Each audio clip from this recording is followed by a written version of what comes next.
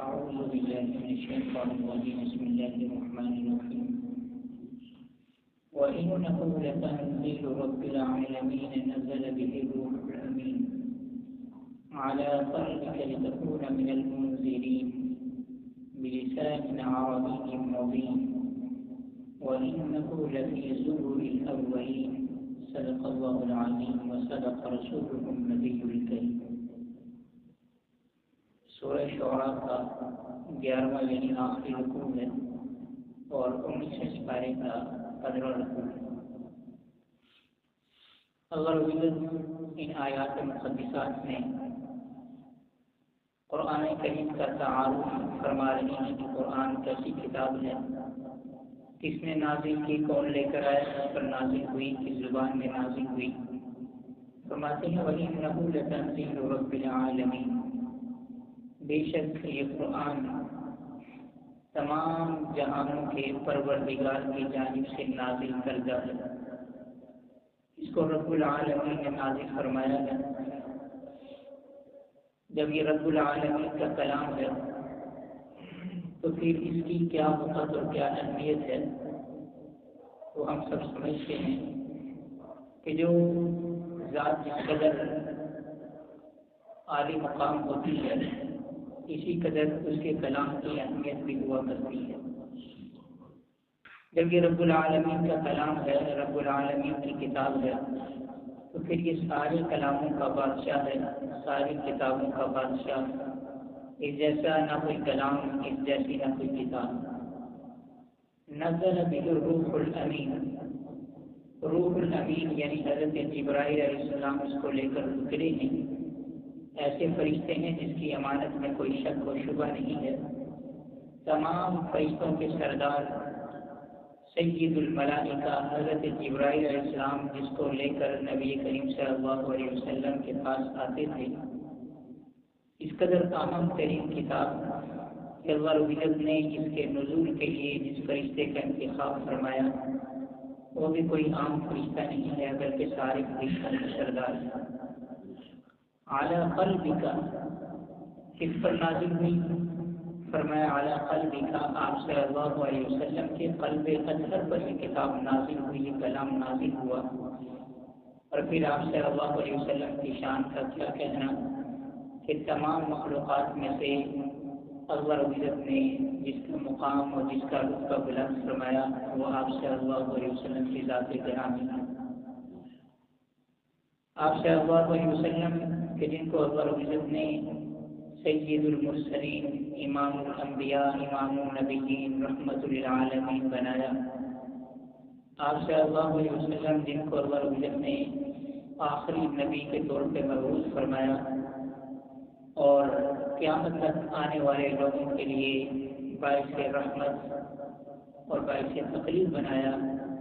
اعلیٰ قلبک، آپ صلی اللہ علیہ وسلم کے قلب اطہر پر اس قرآن کو اللہ رب العزت نے نازل فرمایا۔ لتکون من المنذرین، تاکہ آپ صلی اللہ علیہ وسلم بھی ڈرانے والوں سے ہو جائیں، یعنی جیسے دیگر انبیاء علیہ السلام نے اپنی اقوام کو ڈرایا کہ ایک اللہ کی مانو تو ٹھیک ہے ورنہ پھر انکار کرو گے، تکذیب کرو گے تو اللہ رب العزت کے انتقام کا، عذاب کا جو نشانہ بن جاؤ گے۔ بلسان عربی مبین، اللہ رب العزت نے اس قرآن کو واضح عربی زبان میں نازل فرمایا۔ عربی زبان دنیا کی وہ زبان ہے جو دنیا کی تمام زبانوں میں سے سب سے زیادہ خالص ترین زبان ہے اور ایسی زبان ہے کہ جو دنیا کی سب سے وسیع ترین زبان ہے، سب سے فصیح ترین اور سب سے باریک ترین زبان ہے۔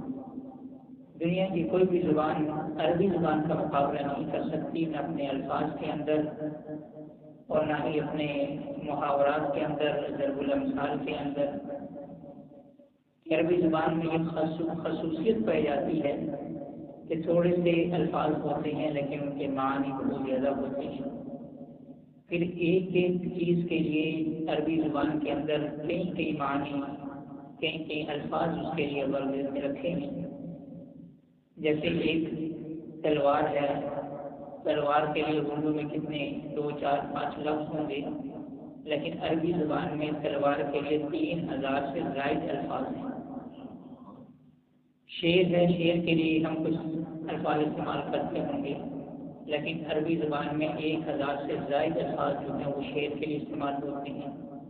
اسی طرح ہر چیز کو اگر دیکھیں تو کوئی بھی چیز ایسی نہیں ہے کہ عربی زبان میں اس کے لیے کثرت الفاظ نہ ہوں۔ اور پھر ایسی زبان ہے اس کی جو شفافیت ہے اور اس کا جو خالص ہونا ہے، جیسے ہم اردو زبان بولتے ہیں، اب اردو زبان کے اندر دیگر زبانوں کے الفاظ شامل ہیں تو الگ سے اس کی پہچان نہیں ہوتی کہ یہ کون سی زبان کا لفظ ہے، یہ کون سی زبان کا لفظ ہے، یعنی اردو زبان ہر طرح کے الفاظ کو اپنے اندر ذکر کر لیتی ہے، بلکہ یہ دیگر زبانوں سے ہی بنی ہوئی ایک زبان ہے۔ لیکن عربی زبان میں اگر کوئی لفظ شامل ہوتا ہے تو اگر وہ عربی زبان میں صدیوں بھی وہ لفظ رہتا ہے لیکن وہ عربی زبان کا حصہ نہیں بنتا۔ ابراہیم لفظ قرآن مجید کے نزول سے ہی اس میں شامل ہے، لیکن ابھی تک ابراہیم لفظ جو ہے وہ عربی زبان کا حصہ نہیں بنا، اس کی الگ سے پہچان ہے۔ آپ نے دیکھا ہوگا قرآن مجید میں جہاں ابراہیم کا لفظ ذکر ہوا ہے، اگر وہاں ابراہیم کی آخر میں میم کے نیچے زیر آنے کا مقام ہے تو وہاں زیر نہیں آتی، کیونکہ یہ ایک عربی زبان سے الگ عبرانی یا سریانی زبان کا لفظ تھا۔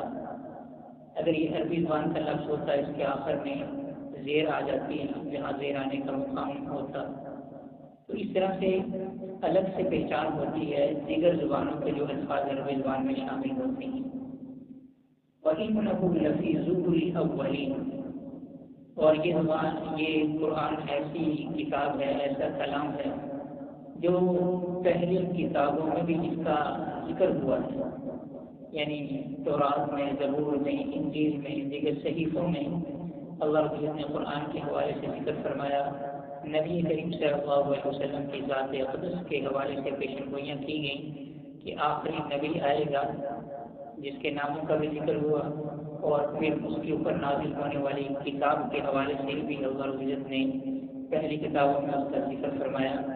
جیسے نبی کریم صلی اللہ علیہ وسلم آخری نبی ہیں، آپ کے بعد کوئی بھی نیا نبی نہیں آنے والا، اسی طرح قرآن مجید آخری کتاب ہے، اس کے بعد کوئی بھی آسمانی کتاب نازل ہونے والی نہیں ہے۔ اور پھر قرآن ایک ایسی کتاب ہے جس نے پہلی کتابوں کے تمام مضامین پر اپنے اندر جو ہے وہ سمجھ لیا ہے، تمام انبیاء علیہ السلام کی تعلیمات کو اپنے اندر جو ہے وہ سمو لیا ہے۔ اس کی تعلیمات اس قدر آسان فہم ہیں کہ دنیا جہاں کے رہنے والے ہر طبقے سے، ہر جگہ سے، ہر قریہ کے رہنے والے جو ہیں، پسماندہ غیر پسماندہ علاقوں کے رہنے والے بھی اس کے اوپر پوری طرح سے جو ہے وہ عمل کر سکتے ہیں۔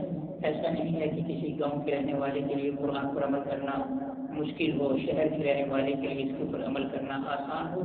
ہر جگہ کوئی بھی اگر اس پر عمل کرنا چاہے تو اللہ فرماتے ہیں وَلَقَدْ يَسَّرْنَا، کہ ہم نے قرآن کو جو ہے وہ بہت آسان کر دیا ہے۔ اگر کوئی اس سے رہنمائی حاصل کرنا چاہتا ہے تو وہ دنیا و آخرت میں اپنے لیے کامیابی جو ہے وہ سمیٹ لیتا ہے۔ اللہ رب العزت سے دعا ہے کہ اللہ رب العزت ہمیں قرآن کے جو حقوق ہیں اس کو پوری طرح سے ادا کرنے کی توفیق عطا فرمائے۔ قرآن کے کیا حقوق ہیں؟ سب سے پہلے ہم اس کے اوپر پوری طرح سے ایمان رکھیں کہ قرآن کا ایک ایک حرف جو ہے وہ سچ ہے، حق ہے، اس میں کسی بھی قسم کا کوئی شک اور شبہ نہیں ہو سکتا۔